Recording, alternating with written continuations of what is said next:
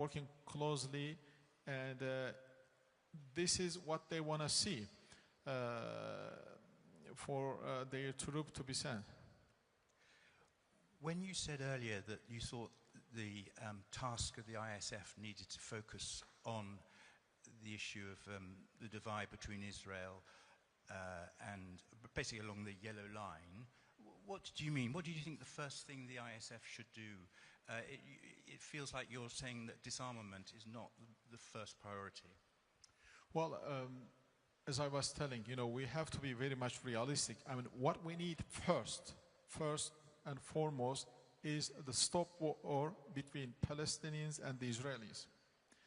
And that's why we need ISF to separate Israelis and Palestinians on the borderline, not to let them each other to attack. So this is what we see as the primary way to stop the war, or not to allow the war start again. But we shouldn't expect from ISF a work that has not been completed by the Israeli security forces. There are other provisions in the peace plan for the security and safety and the policing of Gaza and administration of Gaza. So once we can secure the borderline between two forces and two sides, and then we can address the other issues inside Gaza. Israel shouldn't threaten Gaza, and Gaza in no way shouldn't threaten Israel. And we need to get the police force on track. We need to get Palestinian administration on track. We need to get Hamas hand over the administration to the Palestinian Committee. And then, most importantly, we need to get the Board of Peace to work. Sure. You're very close, or understand what the leadership of Hamas want. There seem to be two issues. One is whether they should disarm to a Palestinian body, or whether they can disarm to a foreign force. And secondly, whether you can get full disarmament straight away, or whether there has to be political conditions beforehand. Can you just explain where you feel Hamas are psychologically, mentally about this issue of disarmament? Well, as I said, that cannot be the first thing to do in the process. I mean, the disarming. We need to put things in proper order. We have to be realistic. That's what I am saying. I am not avoiding any problem. I am not hiding anything away. But what I am telling is, if we want to really succeed we have to be realistic. We need to get ISF to deploy on border side. We need to get Palestinian forces, police forces. Then gradually, first, we should take over the administration. We should take over the policing from Hamas. Then we need to let the humanitarian assistance freely go into Gaza. We should let the normal life, give hope to people. Then we can start addressing the commissioning issue. That sounds to me like you would leave it quite far to the back of the queue, and that is simply something Israel's not going to tolerate, is it? I mean, is that not going to be a real problem in the very early on? It's understandable. That's why we will have ISF in place.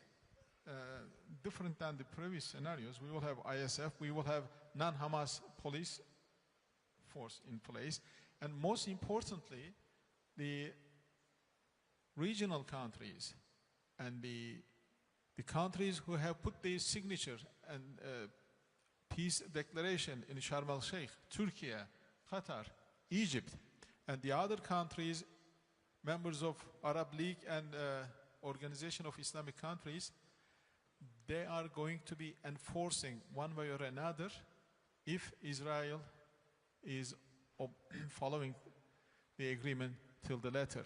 Hamas and any other Palestinian faction can deviate itself from the implementation of the peace plan as long as all the parties are observing it. They shouldn't be, because we would be the first party who would be coming against this.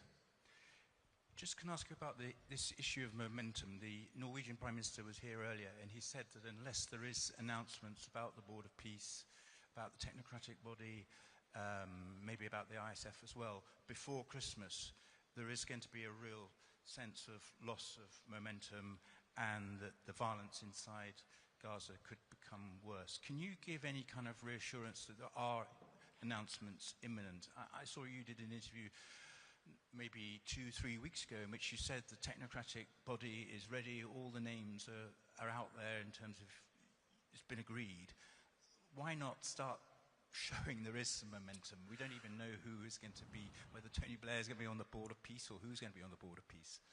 Well, I think one of the practical problems about this subject is, as everybody knows, that the people on the US side who are in charge of mediation of Gaza file, they are also in charge of mediating between Ukraine and Russia.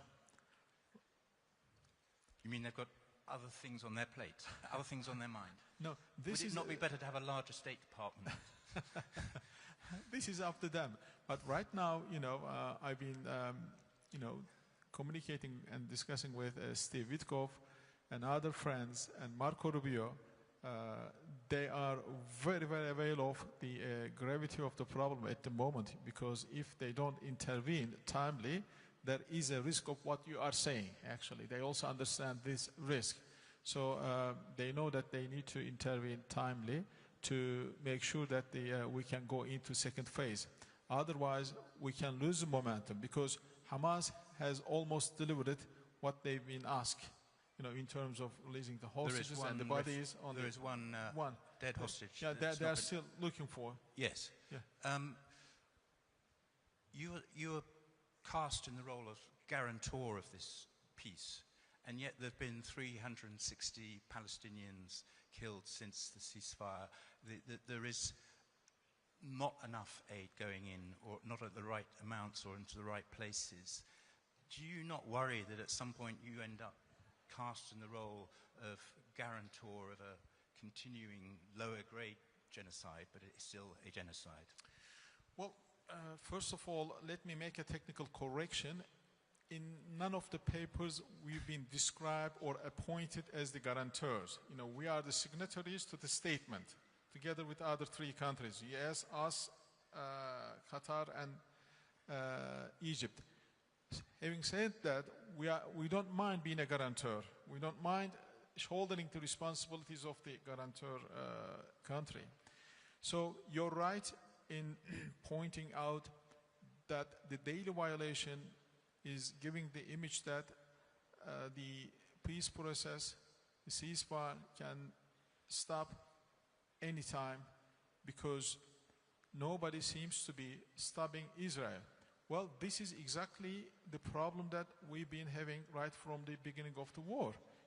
In the absence of any credible power in the field or any other mechanism or structure, nobody has used power leverage against Israel at the moment. Only United States were able to stop Israel, and only a certain amount of countries coming together to convince the American administrations. This is a chain reaction here.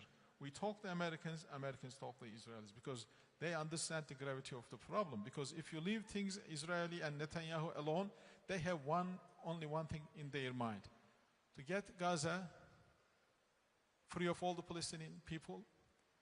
They have 2 methodologies. Either they will turn entire Gaza into an unlivable place, so they can ship off the rest of the Palestinian people elsewhere, so they can dislocate all of them, or just as they were doing, they will continue to kill the entire Palestinian population. Sure. There is a revived campaign to secure the release of Marwan Barghouti, and many people say that if he was released, it would be quite transformatory for Palestinian politics. His son tweeted yesterday, I think yesterday morning, that he'd been told by a released prisoner that his father had been physically crushed. They broke his teeth and his ribs, cut off part of his ear and broke his fingers in stages for amusement.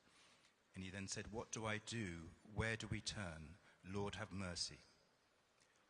Are you worried that there could be what's been described as a Navalny solution to Marwan Barghouti, that he would be killed in jail? And what are we to do about this?